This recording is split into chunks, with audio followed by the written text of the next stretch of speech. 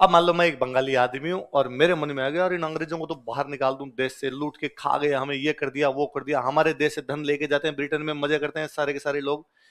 अब मुझे लगा कि मैं 10 लोगों को मेरे साथ और लूंगा, मार दूंगा, अंग्रेजों को काट दूंगा, भगा दूंगा। लेकिन जैसे घर से बाहर गया, अंग्रेजों का सबसे बड़ा मजबूत राज कहीं था तो बंगाल में था। कारण कि अंग्रेज भारत में करने आए थे ट्रेड। ट्रेड सबसे अच्छा कहां था उनका? बंगाल में। तो सोने की चिड़िया बंगाली था। वो जो हम बचपन से पढ़ते आए थे कि सोने की चिड़िया था, वो कौन था? अपने तो चिड़िया के पांखड़े पांति नहीं आते थे, है ना, अपने ऐसा कुछ ही नहीं था। वो सोने की चिड़िया कौन था? बंगाल। तो अंग्रेजों ने कब्जा भी कहां पे किया? बंगाल।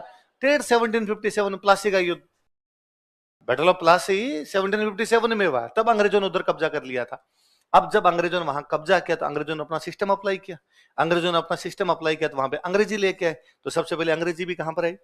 जहां पर अंग्रेजों का राज होगा उन लोगों का एक्सप्लॉयटेशन ज्यादा होगा। जब एक्सप्लॉयटेशन ज्यादा होगा तो उन लोगों में अंग्रेजों के खिलाफ भावना भी आएगी कि हमें अंग्रेजों से आजादी चाहिए। तो आजादी की भावना भी सबसे पहले कहां आई? बंगाल। अब मान लो मैं एक बंगाली आदमी हूं और मेरे मन में आ गया, और इन अंग्रेजों को तो बाहर निकाल दूं, देश से लूट के खा गए, हमें ये कर दिया वो कर दिया, हमारे देश से धन लेके जाते हैं, ब्रिटेन में मजे करते हैं सारे के सारे लोग। अब मुझे लगा कि मैं 10 लोगों को मेरे साथ और लूंगा, मार दूंगा, अंग्रेजों को काट दूंगा, भगा दूंगा। लेकिन जैसे घर से बाहर गया, आगे चौराहे पे 2 अंग्रेज बंदूक लेके घूम रहे थे, और मैंने कहा कंट्रोल उदय, कंट्रोल। इस प्रकार का कोई फालतू का पंगा लेना नहीं, अभी गोली मार देंगे और कुछ ही मिलना नहीं। बंगाली क्रांति करना चाहते हैं लेकिन क्रांति करने की हिम्मत ही नहीं हो पा रही। उन दिनों में जब उनके अंदर ये भावना है, उनके पास जेम्स टोड की एक बुक पहुंचती है, annuls and antiquities of Rajasthan. कौन सी बुक है? राजस्थान का इतिहास। किसका इतिहास है? बंगाली इंग्लिश जानते थे इसलिए जेम्स टोड की इंग्लिश में बुक पढ़ते हैं, और उस बुक से उनको राजस्थान के बारे में पता चलता है और उनको राजस्थान की कहानियां पता चलती है। वरना बंगालियों को राजस्थान की कहानियां कैसे पता चले? हम वेस्टर्न छोर पे बैठे हैं, वो ईस्टर्न छोर पे बैठे हैं एकदम। और तब उनको पता चलता है कि राजस्थान के अंदर बहुत मुट्ठी भर लोगों ने और हजारों हजारों की सेनाओं का सामना कर लिया था। तब उनको पता चलता है कि यार कोई एक राजा हुआ है वहां पे, उसके पास में सेना थी 5,000, सामने वालों से 40,000 गए, फिर भी वो लड़ा। फिर उनको कहानियां पता चली कि किसी गांव में 70 आदमी की सेना थी, मंदिर बचाने के लिए लड़ गए, सामने 500 आए थे, फिर भी उनको भगा दिया था। कल बात की थी ना हमने थोड़ी थोड़ी ऐसी। तो ये जब कहानियां वहां पहुंची तो बंगाली मोटिवेट हुए, और बंगालियों को लगा कि जब राजस्थान वाले मुट्ठे भर सैनिकों को लेके लड़ सकते हैं विदेशियों के खिलाफ, तो हम क्यों नहीं लड़ सकते। इसलिए राष्ट्रवाद की भावना जब बंगालियों में आई तो उसमें एक किताब का बड़ा योगदान है। वो किताब कौन सी है? राजी तू? ठीक है, वीडियो कम देखा कर, तो इतने मत देखा कर ज्यादा। अब आगे आगे पढ़ते हैं अपना ना। अंग्रेज जब भारत के अंदर अपना स्टेब्लिश हो रहे हैं ना, उस समय भारत की सबसे बड़ी पावर है मराठे। सबसे बड़ी पावर कौन है? मुगल एम्पायर डिक्लाइन कर रहा था, और मुगल एम्पायर की जगह लेने के लिए 2 लोग हैं। या तो मुगल बादशाह की जगह मराठे आएंगे भारत में, या मुगल बादशाह की जगह अंग्रेज आएंगे। कौन कौन 2 आ सकते हैं?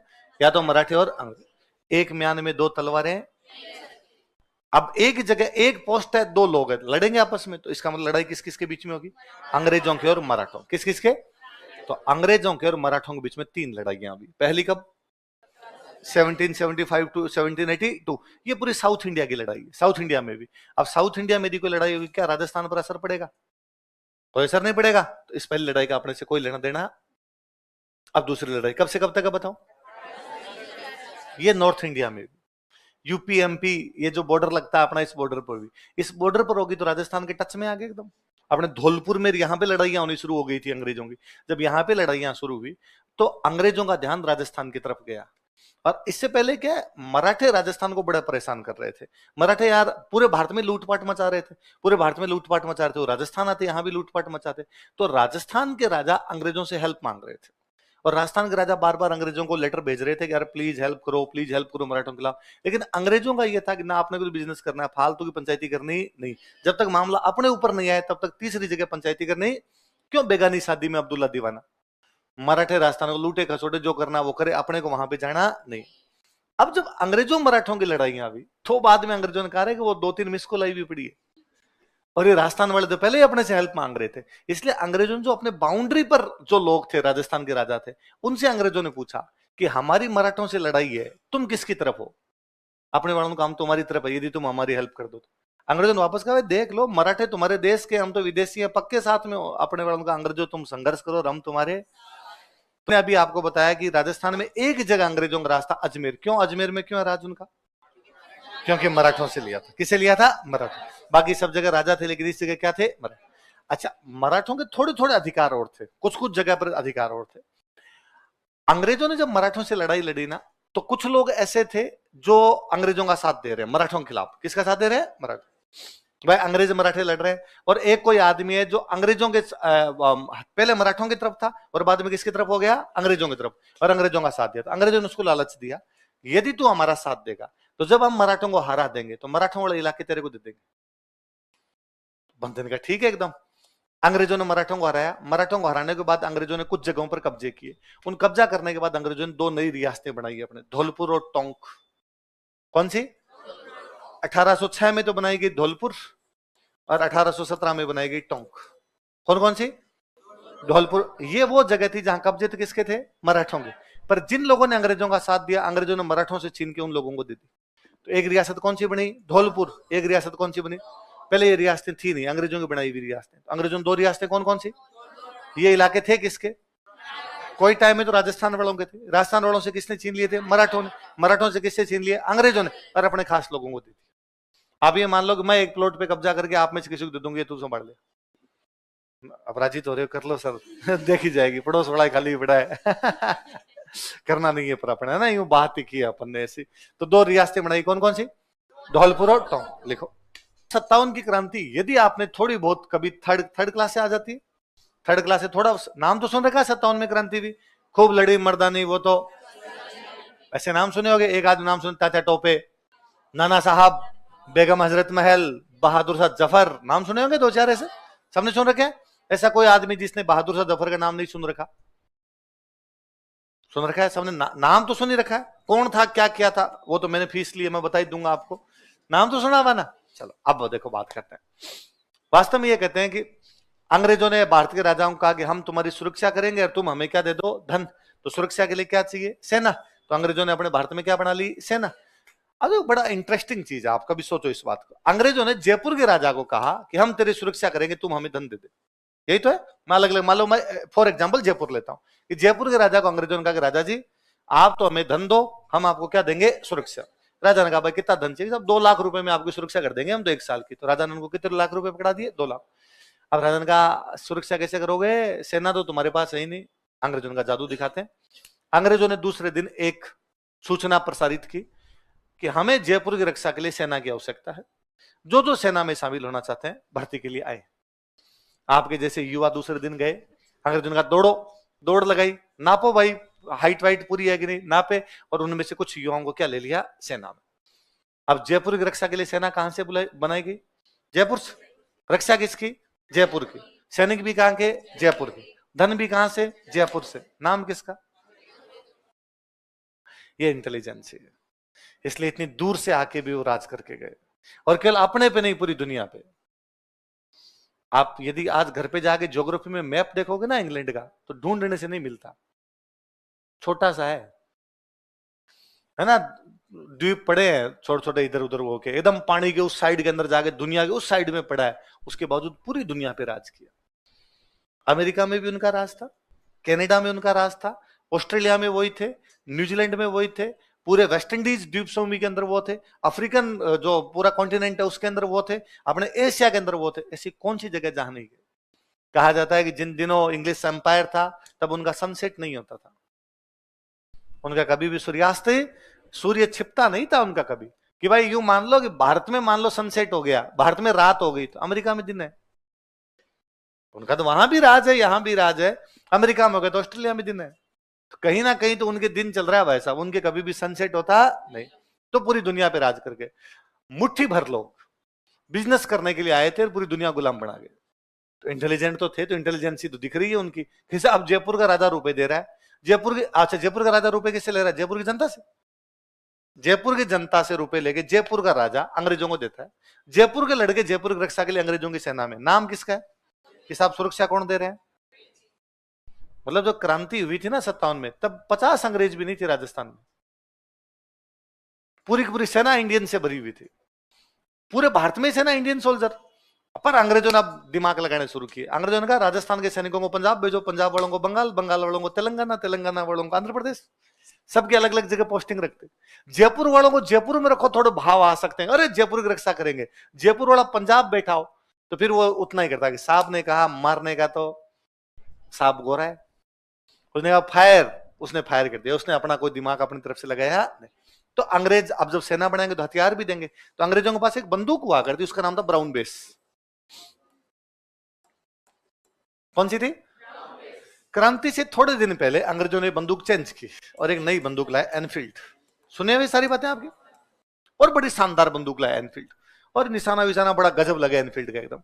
अच्छा, एनफील्ड की एक विशेषता और, एनफील्ड के अंदर बंदूक है, बंदूक में कारतूस डालना पड़ेगा आपको। जब उसमें कारतूस डालते थे ना, तो उस कारतूस के ऊपर पहले एक ढक्कन सा लगा होता था, उस ढक्कन को उड़ाना पड़ता, उस ढक्कन को तोड़ते, तोड़ के कारतूस डालते। आज ढक्कन टूटेगा कैसे? तो अंग्रेजों ने कुछ नहीं करना, दांत लगाओ थोड़ा सा, ढक्कन टूट जाएगा। और वास्तव में उसके ऊपर ग्रीस सी लगी, चिकनाई सी लगी होती थी, सर से दांत लगाते टूट जाता, और डाल दिया डालते। अब फौजियों का मजा आ गया यार, ये तो शानदार बंदूक है, ये एकदम कारतूस भी आराम से डल जाते हैं, तोड़ना वोड़ना नहीं पड़ता, हाथ से घुमाना नहीं पड़ता कुछ भी, और निशाना भी ठीक लगा देती है। धीरे धीरे ये खबर फैलनी शुरू हुई कि ये ढक्कन इतना जल्दी कैसे उतर जाता है इसका, तो क्या इसमें ग्रीस लगी हुई इसकी वजह से। तो ये ग्रीस क्या है? तो क्या गाय और सुअर की चर्बी है। किसकी चर्बी है? तो ये क्यों लेके है कि भारत में दो धर्म के लोग रहते हैं, हिंदू और मुसलमान। गाय हिंदुओं के लिए पवित्र है और सुअर मुसलमानों के लिए अपवित्र है, हराम है। हिंदू गाय का मांस नहीं खाते और मुसलमान सुअर का मांस नहीं खाते। यदि कोई हिंदू गाय का मांस खा ले, यदि कोई मुसलमान सुअर का मांस खा ले, उनका धर्म भ्रष्ट हो जाता है। हिंदू गाय का मांस खा ले तो हिंदू नहीं बचेगा, मुसलमान सुअर का मांस खा ले तो उसको मुसलमान मुसलमान मानेंगे नहीं। अब यदि कोई बंदा गाय का मांस खा गया तो अब वो हिंदू नहीं है, तो धर्म भ्रष्ट हो गया, तो उसको धर्म चेंज करना पड़ेगा। तो अंग्रेजों का उसको ईसाई बना लो। कोई मुसलमान सूर का मांस खा गया तो उसको क्या बना लिया जाए? ईसाई। तो फिर भारत में ज्यादा कौन हो जाएंगे? ईसाई। सारे फौजी कौन हो जाएंगे? ईसाई। अपना राज आराम से रहेगा।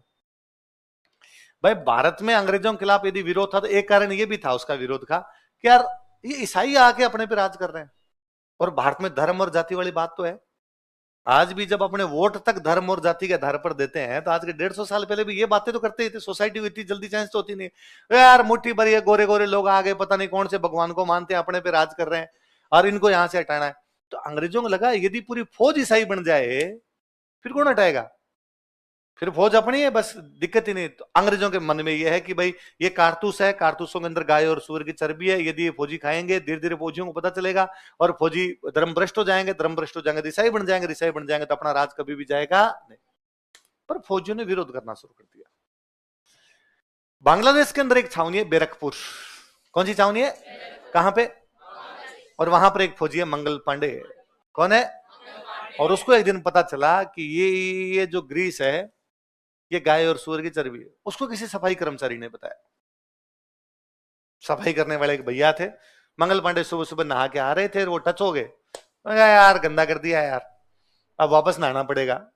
तो सफाई कर्मचारी वाले भैया ने कहा कि यार थोड़ा सा टच हो गया, उसमें तो गंदे हो गए, और सुबह शाम गाय की वो चर्बी खाते रहते हो, तब तब तो बहुत पवित्र होते होंगे आप, हिंदू धर्म बढ़ रहा होगा। पंडित जी चोटी दिखाओ, देखिए कितनी बढ़ गई है आपकी, गाय की चर्बी खा खा के। क्या बात करता है बकवास, मैं गाय की चर्बी कैसे खा सकता हूँ? फौजी हो? हाँ। कारतूस नए आए हैं कि? हाँ। ढक्कन खोलना पड़ता है दांतों से कि? हाँ। चिकनाई लगी है कि? हाँ। तो वो गाय की है। तुम्हें क्या पता? उसने कहा वो जिधर बनते हैं ना उधर झाड़ू में ही लगाता हूं, मेरे को सब पता है। और मंगल पांडे हाथों हाथ आए अपने सीनियर अफसरों के, अफसर सारे होते हैं अंग्रेज, सोल्जर सारे होते हैं इंडियन, घर जाके कि साहब ये गाय की चर्बी है क्या साहब, आप हमारा धर्म भ्रष्ट करना चाहते हो क्या? अंग्रेजों ने कहा नहीं मंगल तुम गलत सोच रहे हो, ऐसा कुछ भी नहीं है। मंगल पांडे ने गोलियां चला दी। दो अफसर थे, दोनों अफसरों पे गोलियां चला दी, मरे दोनों ही थे। दो पे गोलियां चलाई, दोनों में नहीं मरे। मंगल पांडे हाथों हाथ गिरफ्तार कर लिए गए। यह घटना है 29 मार्च 1857। कब की घटना है? 29 मार्च 1857 बांग्लादेश की बैरकपुर नाम की छावनी में मंगल पांडे नाम के एक सैनिक ने चर्बी वाले कारतूसों के खिलाफ अपने दो सीनियर्स पे गोली चला दी, हाथों हाथ गिरफ्तार कर लिए गए। 8 अप्रैल को उनको फांसी लगा दी गई। कब फांसी लगा दी गई? घटना कब? 29 मार्च। फांसी कब? 10 दिन है। 10 दिन के टाइम में मंगल पांडे क्या लगा दी गई? फांसी। पर यह बात फैलनी शुरू हुई कि चर्बी वाले कारतूस है, धर्म भ्रष्ट करना चाहते हैं, ईसाई बनाना चाहते हैं, पूरे देश को लूटना चाहते हैं। और मेरठ की छावनी में, कौन सी छावनी में? यूपी में जगह पड़ती है अपने मेरठ। 24 अप्रैल को, कब की बात है? 90 फौजियों ने, कितने फौजियों ने उन चर्बी वाले कारतूसों का प्रयोग करने से मना करते। हाँ हम इनका प्रयोग नहीं करते, इनके अंदर आप हमारा धर्म भ्रष्ट करना चाह रहे हो। फौज का रूल है, साहब ने कहा है करना है तो करना है, मना नहीं कर सकते आप। फौज में यदि मना करते हो तो आप गिरफ्तार कर लिए जाओगे। उन 90 के 90 फौजियों को गिरफ्तार कर लिया गया, उनके खिलाफ मुकदमा चलाया गया। फौज में मुकदमे में बोलते हैं कोर्ट मार्शल। क्या बोलते हैं? कोर्ट मार्शल चला। उनमें से 85 फौजियों को जेल में डाल दिया। 5 के खिलाफ सबूत नहीं मिले, 90 पकड़े होंगे, 5 के खिलाफ सबूत नहीं मिले, 85 को सजा हुई, उनको जेल में डाल दिया। उनको जेल में डाला गया 9 मई को। घटना कब हुई मेरठ में? जेल में कब डाल दिया गया? अगले दिन 10 मई छुट्टी का दिन था। तो मेरठ के जो बाकी फौजी है, भाई 90 तो केस में आ गए, 85 जेल में डाल दिए, बाकी फौजी है, बाकी फौजी घूमने के लिए गए थे। वहां किसी एक फौजी ने, किसी ने और कोई लड़कियों पे कमेंट कर दिया, कोई लड़कियां थी वहां पे, उन लड़कियों पे कमेंट कर दिया। उन लड़कियों ने वापस डायलॉग सुना दिए कि शर्म नहीं आती तुम्हें, अकेली लड़कियां देख के तो बड़े कमेंट करते हो, और कल तुम्हारे साथ वालों को कपड़े उतार के नंगे करके जेल में डाला था, तो तुम्हारी मर्दानगी कहां चली गई थी रे? अच्छा, महिला बेइज्जती करते ज्यादा फील होती है। तो वो फौजी वापस आए हाथों हाथ छावनी, और अपने जो 85 साथी जेल में बंद थे उनको बाहर निकाला, उनको बाहर निकालना शुरू किया। बाहर निकालना शुरू किया तो अंग्रेज सीनियर है, उन्होंने क्या कर रहे हो भाई, ये अपराधी है, क्रिमिनल्स है सारे के सारे, ऑर्डर नहीं मानते, इसलिए इनको जेल में रखना है। और उन बाकी जो सोल्जर थे उनका ना साहब देखो, हम आपकी बात मानते हैं तो आप भी हमारी बात मानो, ये हमारे भाई यार, इनको हम जेल में तो रहने देंगे नहीं। तो अंग्रेजों जो तोप चलाने वाला था उसको कहा तोप बाहर निकालो, उड़ाओ इनको सबको। वो तोप चलाने वाला इंडियन था, उसने अंग्रेज उड़ा दी। और 10 मई को मेरठ में क्रांति होगी। कहां पे? कब? अचानक ही, लड़कियों के चक्कर में बुलबुला फूट गया भाई साहब, इतने दिन से बना हुआ था अचानक। अब जब वो वहां अंग्रेजों को मारा, अंग्रेजों को मारने में अब क्या करेंगे? तो एक आधा कोई जोशीला फौजी था आपकी तरह, उसने कहा अब पूरे भारत में अंग्रेजों को मारेंगे। को तीसरे ने कहा कि पूरे भारत में अंग्रेजों को मार देंगे, फिर भारत में राज कौन करेगा? तो क्या पहले वाला राज वापस लाएंगे। पहले किसका था? कि मुगल बादशाह का राज था। मुगल बादशाह कहां रहता है? कि दिल्ली के लाल किले में। आजकल मुगल बादशाह कौन है पता नहीं, तो चल को देखते हैं। तो मेरठ से फौजी रवाना होते हैं दिल्ली के लिए। कहां से? दिल्ली। 400 फौजी। कितने? 400 बागी। 400 जो बगावत कर गए वो क्या कहलाए? बागी। 11 मई को सुबह सुबह झांझर के 4 बजे, अभी तक दिल्ली में अंधेरा है, बागी दिल्ली घुस गए थे और उन्होंने लाल किले को जाके नॉक किया। लाल किले के गेट के ऊपर बाहर था, उसने पूछा जब आप कौन? तो उनका हम बागी है। और मुगल बादशाह को जाके कहो हमें मुलाकात करनी है। कौन है मुगल बादशाह? नाम तो बता तू। गेट के बने का बहादुर सा जफर है अंदर, कि हाँ वो जो भी है उनको कहो कि बागी आए हैं मेरठ से और आपसे मुलाकात करना चाहते हैं। मुगल बादशाह सुबह सुबह उठाई है, हुक्का भी नहीं पिया उसने अभी तक। मुगल बादशाह जाग कहा कि 400 बागी घोड़ों पे खड़े आपसे मिलने के लिए। मुगल बादशाह को लगा यार सुबह सुबह दिमाग खराब करेंगे, पता नहीं कौन मिलने आया। मुगल बादशाह ने कहा थोड़े टाइम बाद उनको यार थोड़ा एक बार मूड वूड हो जाए सही, उसके बाद चाय वाय पी लूं मैं। इतने में खुद ही घुस गए अंदर। उन्होंने अंदर आते पूछा कौन है भाई? मुगल बादशाह कौन है तुम्हारे में से? बहादुर शाह ने कहा अरे कहा भाई साहब नीचे क्यों बैठो, सिंहासन बैठो, लाओ सिंहासन लाओ। मुगल बादशाह ने पूछा हो कौन? कि हम मेरठ के बागी हैं। क्या कर दिया तुम लोगों ने? हमने अंग्रेजों को मार दिया है। क्यों मार दिया? कि पूरे देश में मारेंगे। अब तो देश में मारेंगे तो फिर सब अंग्रेज चले जाएंगे, अंग्रेजों का राज खत्म हो जाएगा। बहादुर शाह ने कहा कि होल्ड ब्रो, जब सारे अंग्रेज चले जाएंगे मेरे को पेंशन कौन देगा? क्योंकि बहादुर शाह तो खुद भी किसकी पेंशन लेता था? अंग्रेजों की पेंशन लिया करता था। उन्होंने कहा अरे जब सारे अंग्रेज चले जाएंगे आप मुगल बादशाह बनोगे, और जब मुगल बादशाह बनोगे तो पूरे भारत का धन आपका होगा। बहादुर शाह ने कहा ऐसी मजाक नहीं करते, सुबह सुबह ऐसी कोई बात नहीं प्लीज। अरे हम कह रहे हैं आपको बनना ही पड़ेगा। उन्होंने जबरदस्ती मुगल बादशाह को नेता बनाया अपना, बैठो। मुगल बादशाह ने कहा देखो एक मिनट, मैं लुगाई टावरों से तो पूछूं, घर वालों से तो पूछूं।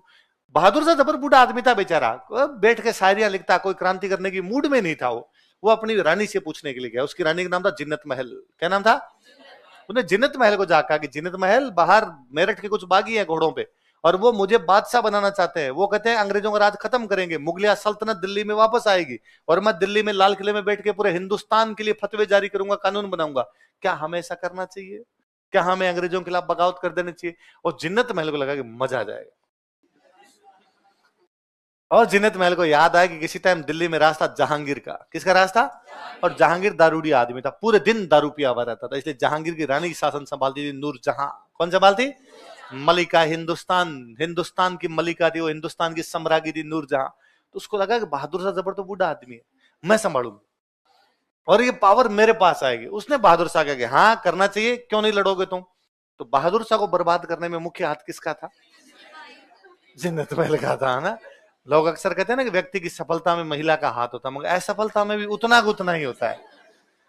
100 बात की एक बात है, क्रांति की शुरुआत फौजियों ने की थी।